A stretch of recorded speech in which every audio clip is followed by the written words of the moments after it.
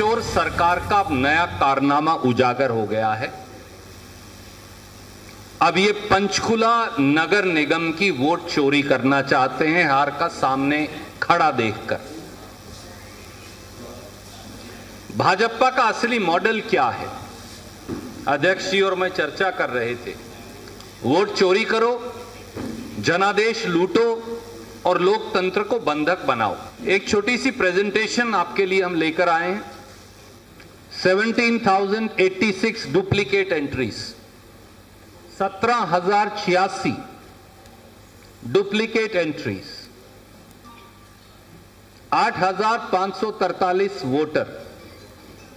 4 दिन बचे, एक वोट भी डलने से पहले ही बीजेपी ने 17,086 डुप्लीकेट एंट्रीज यहां की हैं। Next please.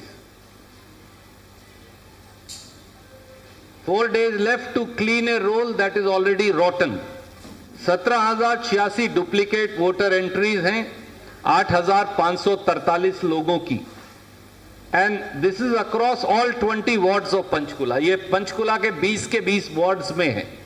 कुल वोटर हैं 2,08,000, यानी 8% से अधिक हम आइडेंटिफाई कर पाए हैं और हजारों और भी होंगे। किस तरह भारतीय जनता पार्टी जीत का तंत्र तैयार करती है। जैसे दिल्ली में हमारे जननेता आदरणीय राहुल गांधी जी ने स्पष्ट रूप से मीडिया के सामने खोल करके दिखाया था किस तरह कर्नाटक में या देश के अन्य हिस्सों में वोट चोरी की गई, हरियाणा में वोट चोरी की गई, कि जो अब नगर निगम के चुनाव जो चल रहे हैं पंचकुला, अंबाला, सोनीपत और धारूहेड़ा, रेवाड़ी नगर पालिका परिषद के, कि इसमें जानबूझ करके मिली भगत करके सरकार को फ़ायदा पहुंचाने के पर्पस से ऐसा सरकार ने करवाया है। ये केवल एक 8,543 वोटर्स की बात नहीं है जिसकी एंट्री 17,086 है। और भी बहुत इसमें गौर करेंगे तो इसमें हजारों और भी पाई जाएंगी। और दूसरी जगह भी है। स्टेट इलेक्शन कमिश्नर महोदय से, रिटर्निंग अफसर से ये देकर के आए हैं, आपको मेमोरेंडम देकर के आए हैं कि इसकी निष्पक्ष जांच होनी चाहिए, दोषियों के खिलाफ सख्त कार्रवाई होनी चाहिए।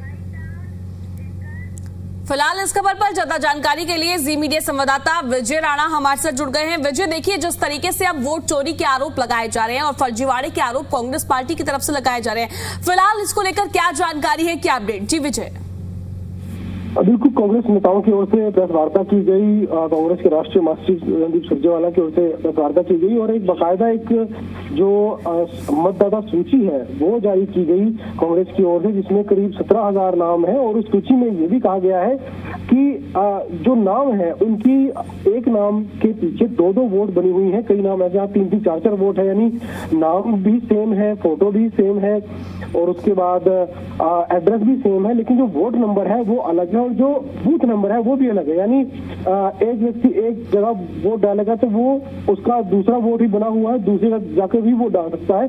तो इस तरह की जो बातें हैं वो कही गई हैं और उन्होंने ये भी कहा है कि इसकी शिकायत चुनाव आयोग को की गई है, क्योंकि अभी 4 दिन है चुनाव में और ये मांग की गई है कि चुनाव आयोग इस पर कार्रवाई करे। सारे सबूत कांग्रेस की ओर से दे दिए गए हैं। तो गंभीर आरोप जो है कांग्रेस नेताओं की ओर से लगाए गए हैं, जिसमें साफ तौर पर कहा गया है कि गलत तरीके से जो मतदाता सूची है वो बनाई गई है।